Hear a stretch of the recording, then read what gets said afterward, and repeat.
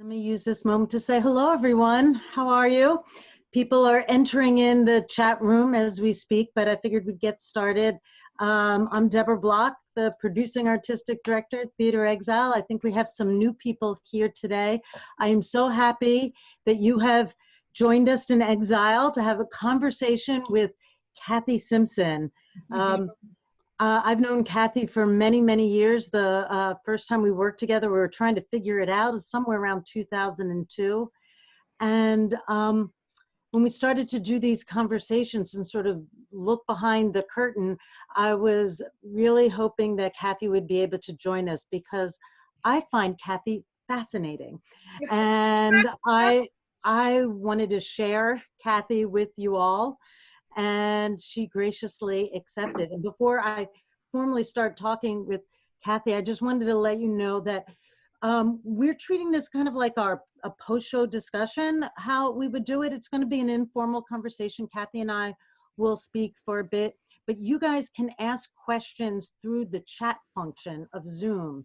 So I know on my computer, it's at the bottom, and if you hit that, you'll the chat will come up, and if you type in a question, I'll see it. And so if you ever, sometimes it'll look like I'm looking at Cathy. I'm almost always looking at Cathy.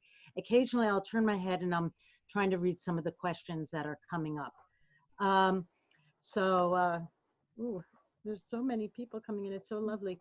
So that's how it'll work. Near the end of the conversation, we'll turn on your ability to turn on the cameras, because one of the things I know we all miss is seeing each other.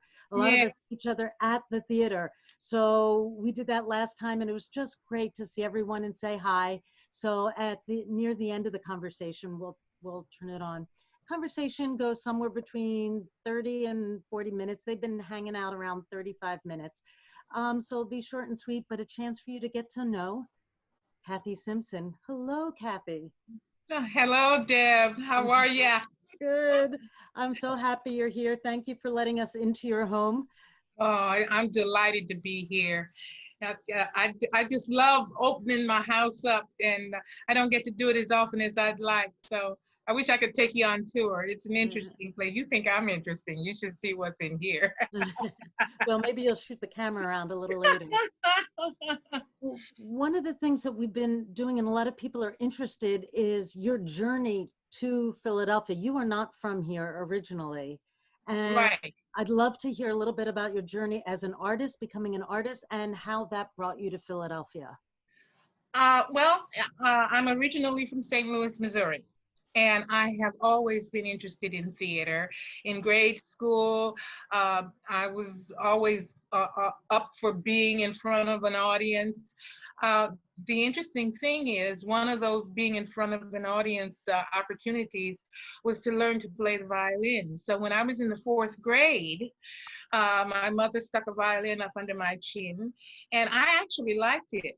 And I studied the violin from the 4th grade through graduation, through my senior year, and eventually studied with a member of the St. Louis Symphony. However, my love for the theater sort of conflicted with my my orchestra commitment. I was first chair, first violin, concert master. And in high school, you could only have one elective, and I was not about to give that up for the theater club. So I really didn't get to do any real plays until after I graduated high school. But the summer after my graduation, I auditioned for a play in St. Louis, Missouri, for a theater company called the Richard B. Harrison Players. Richard B. Harrison was a well-known, renowned actor who attended Howard University. There's a theater there named after him. Anyway, for the Richard B. Harrison Players in St. Louis, I was cast as Beneatha in A Raisin in the Sun. And that was my induction into the theater, and I've been chasing that star ever since. I left St. Louis when I was 19 years old to get away from my mama. That's what I wanted to do. I just had to get away from that lady, get some space. I loved my mother, loved her until, and still love. I loved her spirit. but I needed to get some space. So I left St. Louis as a Vista volunteer, and I ended up, I won't go into great detail, but I ended up in Pittsburgh, Pennsylvania, where I worked as a Vista volunteer. And then after that first year, I decided to stay in Pittsburgh. And I met a woman, Gabby Russell, who became my mentor. She was a fabulous chick. I loved her. She had blonde hair and she wore these big bangle earrings and gold bangle bracelets. She was a social worker. I met her through my work in Vista, and we became the best of friends. We hung out together. I joined Black Horizons Theater after I left Vista, which some people may recognize as the theater company that August Wilson belonged to. I was a member before August Wilson joined. I was in school by the time he showed up. But anyway, we would do theater productions all over the South and up and down the East Coast on college campuses and churches. And we did a show called Deeds of Blackness, which was written by Rob Penny, who was eventually became the head of the Black Theater Department at Penn University. Pitt, not Penn, Pitt in Pittsburgh. And this play received such recognition, they aired it on a section of it or a portion of it on the radio. There were two speeches that were focused, and mine was one, and it was a story of the Black insurrection. This was back in the 60s. So, and I wore the ashes of my man around my neck in a little leather pouch because he died in the insurrection. And I had this beautiful monologue about my Black man, my mighty Black man. And Gabby said, let's come over to my house Sunday and we'll listen to it together, and I'll bring a bottle of J&B. I was a Scotch drinker in those days. So we listened to the broadcast, and we were sitting there sipping J&B, and Gabby turned to me and she said, Cathy, have you considered auditioning at Carnegie Mellon? And I looked at her and I said, what, me? Oh, no, Gabby. And we went on for a few seconds, and then she finally said to me, well, if you don't, you can just forget our friendship. And it took me back. I almost said, well, if it means that much to you, but I didn't. So my inner self said, don't say that. So I said, oh, no, okay, yeah, sure. Well, to make a longer story shorter, she introduced me to two of the professors at Carnegie Mellon, Jewel Walker and his wife, Margie Walker. And Jewel is still teaching at the University of Delaware, as a matter of fact. Anyway, her husband Jewel was one of the judges for the auditioners for the school, so he couldn't have anything to do with me. But Margie coached me. She helped me choose the pieces, one of which was that speech that monologue I mentioned earlier. And I did a poem from Langston Hughes, Madam C.K.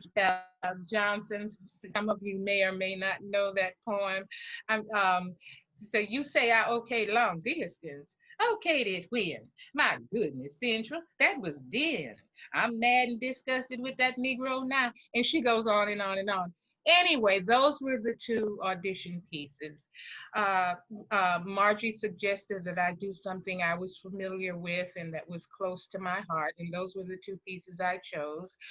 A week after the audition, I got a call from Earl Gister, who was head of the drama department at that time, offering me a full ride at Carnegie Mellon, and I was floored.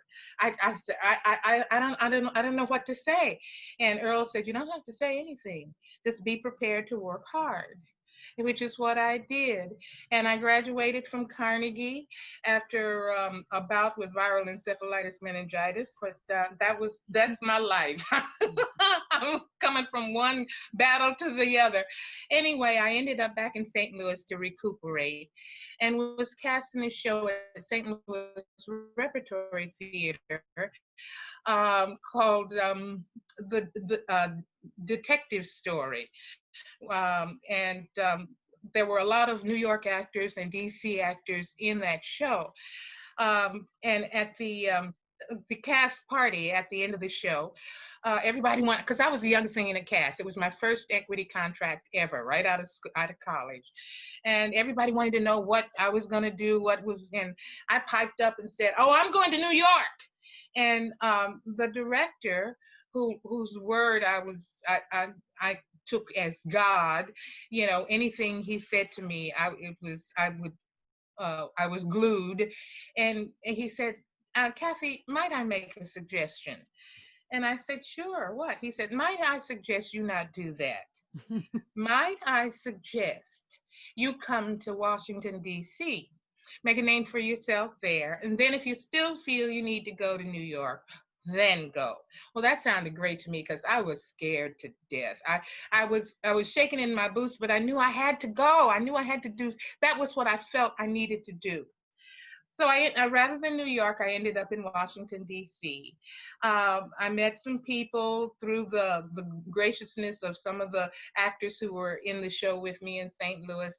They sort of shuttled me around. That's why it's easy for me to pass my blessings on to other younger actors now. And as a result, the fact that I graduated from Carnegie didn't hurt at all. And I did make a reputation for myself in Washington, D.C. Was nominated for a couple of Helen Hayes Awards. The first was Ntozake Shange's play, Spell Number 7, and then at Studio Theater, and then at the theater in Metro Stage in Alexandria, Virginia. I did Boseman and Lena and was nominated for that show. Well, I'm just trucking along in DC, doing theater here. Every once in a while, I'd go back to St. Louis and do a show there. People, producers would call me back to St. Louis, and I did a competition at Delaware Theater Company. And the casting director from Interact Theater Company was in the audience and saw me. It was competition that I won. He approached me afterwards and asked me would I be interested in auditioning for Interact Theater Company in Philadelphia. Never heard of them, but I leave no stone unturned. I said, sure. So the next week, this little timid young man called me, Seth Rosen, told me who he was, and that we made arrangements. I auditioned for Seth, got cast in the show, and then I got cast in another show that he directed, which was 6221. Some of you may remember that. And that was when I met People's Light. They put out an audition notice for Black actors for a radio play. I got cast in that. We did a staged reading of it out at People's Light. That's when I met Abby and Stephen and everybody, and fell in love with People's Light and auditioned for them. And eventually, in 1994, I was invited to Philadelphia to become a member of the People's Light and Theater Company. And that is how I got to Philadelphia. I'll never forget the artistic director at Studio Theater, I can't call her name right now, I announced to her that I was going to become a company member at People's Light. And she said, and I said, but you don't have to worry, I'll be back. She said, no, you won't. I said, yes, Joy Zinnemann. I said, yes, I will, Joy. She said, no, you won't be back. And here I am. Although I have gone back to DC to do work there as well since I've been in Philadelphia. And that's basically how I got here, Deb. Well, that is a great story, and I am forever thankful to Seth for bringing you here to Philadelphia and introduce you to Philadelphia. We've known each other for many years, but the last show that we got to work on was just last season in Right. Among the Dead. And I wanted to talk about this for a couple of reasons. And one of our, and Desiree had asked about you being cast as Jesus. Hmm. And first, the question, part of the question was how was it written in the script? And it was written for anyone. Like there was no parameters, any age, any gender, any race, And that, anything. yeah, that's what the playwright specified. And any, yeah, yeah, yeah. Yeah. And I have to say, I thought of you right away. And part of the reason I thought of you right away was not just because to me you're just you're so dynamic, you're bigger than life, you embrace everything so completely that Jesus is not going to do anything halfway. Jesus is going to entirely embrace whatever the journey is. And so Yeah. I did think of you right away. And I also thought of you because of your personal spiritual journey, and you bring that with you with Hmm. everything that you do. And I know Hmm. that's an important part of your life. And we were talking earlier about this, and I'd love you to comment on it. We can talk about Among the Dead as well. Um, but oh, that you brought your spiritual journey with you. That's part of what you've done. And back in the 80s and 90s, there wasn't really space for that in the world of theater, even though theater was built on ritual. The community of theater didn't allow that, but you somehow have brought that with you. And I wanted to ask you about how a little bit about how that has informed you as an artist. Well, it's part of who I am now. I was brought up in the church. I was born into the United Methodist Church. When I left home, I left the church. I didn't really leave it, but I stopped attending and embraced other things and other notions. But when I did come back, I joined a church called Arch Street United Methodist. And Susan Crow was the pastor at that time, but it wasn't the pastor. Although we have a different pastor now, Robin Heinecke, who is also a very integral part of my life. But it's the people at Arch Street are an incredible group of people. We are a reconciling church, and I don't know if you understand what that is, but that means we welcome everybody, your race, gender, your gender preference, your whatever country, whatever religion you come from. Our doors are open to you. And not all Methodist churches are reconciling churches, but because Arch Street is such an opening, um, inviting, giving environment, it helped me to grow in that respect. And I became involved in the church, and as much as theater would allow me. I remember Robin Heinecke, our pastor, asking me, would I be lay leader? And I said, Robin, I don't know when. And he said, that's all right. When you're not around, well, I'll take up the slack or somebody else. I said, okay, fine. So I think he knew a good thing when he saw it. So he cornered me, and I acquiesced, and I'm co-lay leader now. We have another member, but we work together closely on voting and education and people without homes, and it's just a very invigorating environment. And I have several close friends at Arch Street. And Margaret Harris, who is one of those close friends, I announced to her, I said, Margaret, guess what? I got cast in a show at Theatre Exile. And she's Margaret and her husband are subscribers. Yeah. And she said, oh, great, we'll see it. I said, you'll never guess who I'm cast as. She said, who? I said, Jesus. Then she said, that makes sense. It was a long silence before she came up with, that makes sense, but I have to, my involvement with Art Street has helped me to grow and my spirituality to blossom simply because of the spirit that is invoked in that place, the people, and what happens in that place.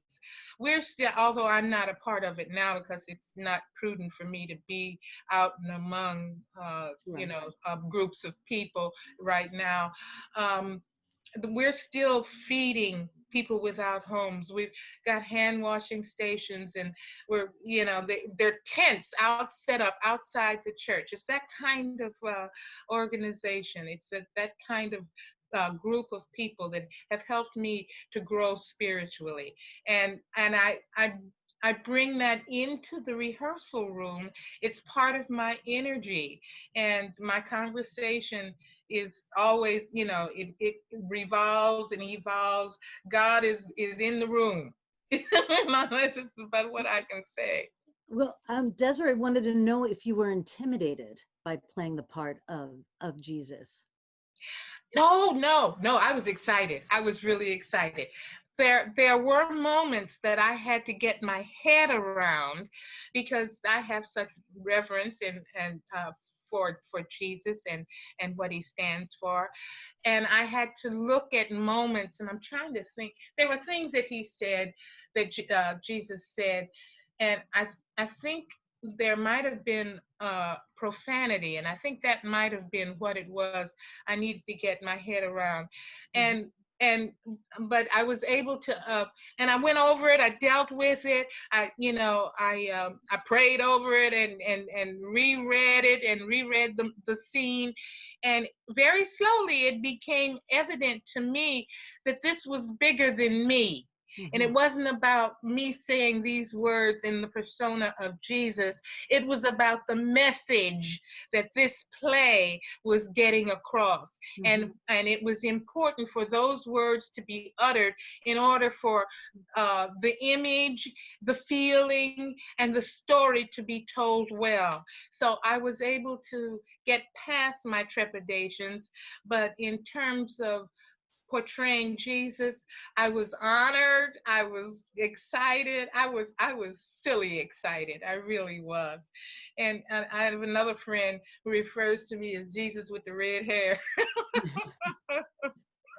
Well, one of the things that you did so well, and it speaks to like there was profanity. The Jesus in that play reflected the three different characters that Jesus was communicating with. Jesus, Right, even though right. you were playing a single character, the character also spoke almost in the language of each of the individual characters. So you only used profanity with one character because Right. that was what was appropriate. And Yeah. another character you played because she was childlike, and Right, so right, right, you right, right. played. Yeah, well, that's what I meant when I said after I realized what the playwright was trying to do, and how those words, told the story, and it made it easier, looking at it through the eyes of that particular character. Yeah, yeah, yeah. I want to, I was just going to say, people should ask some questions if they do. Some are coming in right now, but I do want to say that Barbara Block, yes, related to me, wanted to say that she first saw you at People's Light and has been impressed by you ever since. Oh, thank you. I take all accolades. I'm humbled. Thank you, thank you. I just enjoy what I do so much. I I was consider. just going to say, there's a Maria Lance just wanted to note that in the school where she worked, Uh-huh. they recently did the last days of Jude. Oh, wait, hold on, I'm just jumping. I lost my space. She said that the character who played Jesus was trying to be Jesus in a psychologically realistic way, and she had challenges with it, but she did a brilliant job. And she wondered how you developed the character, and how you gave humanity and dimensionality despite it being a divine figure. Well, anytime you develop a character, you have to make it a real person, and and from my perspective, at one time Jesus was a real person. Jesus was a human being, and that's where I started. That's and so it wasn't that I was playing a deity. I was playing this person, who represented the deity, the Father, the Son, and the Holy Ghost. So it wasn't it. You have to look at your character, and I had to look at Jesus as a person with feelings and aspirations and desires and dislikes and likes, and I started with a human being. I mean, we talked about that a little bit in rehearsal because we asked the question, why this deity? There's a Korean playwright, not from the United States, why she chose in this world this this deity who would not have been known to all three of the characters. Right. And yet she chose this person, and we talked about it being Jesus who walked this earth, Jesus Right. who understands human suffering. And who also represented love, Mm-hmm. which was sorely needed in that story, and Yes. was represented in various and sundry manners. So also, because Jesus did walk the earth, and Jesus was the personification of love, which is what was needed, in this story. Mm. Yeah, and I hope you all got a chance to see it, because you really were inspiring, Cathy. It was really Thank lovely. you. Like I said, I really enjoyed doing it. It was a joy. The space, the costumes, my co-actors. Mm-hmm. It was a lot of hard work, but it was good hard work. Yeah. And it was a challenging show because Yes. of the nonlinear storytelling, and you have Jesus who's can exist in a nonlinear world, being sort of the puppet master and guide for these Yeah. characters. Yeah. There was a question. Do you have a favorite show? Denise wants to know if you had a favorite show that you've been a part of or that you've seen that that sort of inspired you, or one that pops into your head right now, whether it's your favorite or not. I don't really have a favorite. I've been in the theater for so long. I've done so many plays. And every time I get this question, I have to say my favorite play was the one that I'm presently doing or most recently did. But in retrospect, thinking about from the very beginning up until this day, I was thinking about what play I haven't done that I would like to do. And the first play that popped into my mind was A Raisin in the Sun, because I was cast as Beneatha for the first time I ever did a play. And then Olney Theater Company cast me as Ruth. And then I did a reading of it at the Arden as Mama. And so I have portrayed all three of those roles on the dramatic side. And I think that's probably because I have done all three roles.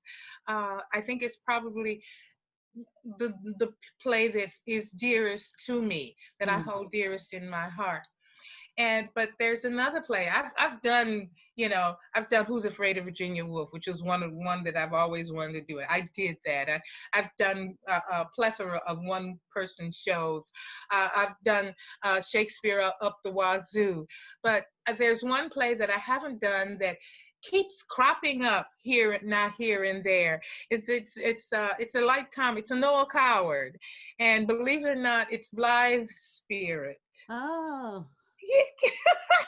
That's a fun play. Yeah, I know. And it's just something that that I would like to, play with. It just at this point in my life, like I said, I've done most plays I've ever wanted to do. I've been in some I didn't want to do, and but at this point in my life, Blythe Spirit is something I'd like to, tackle.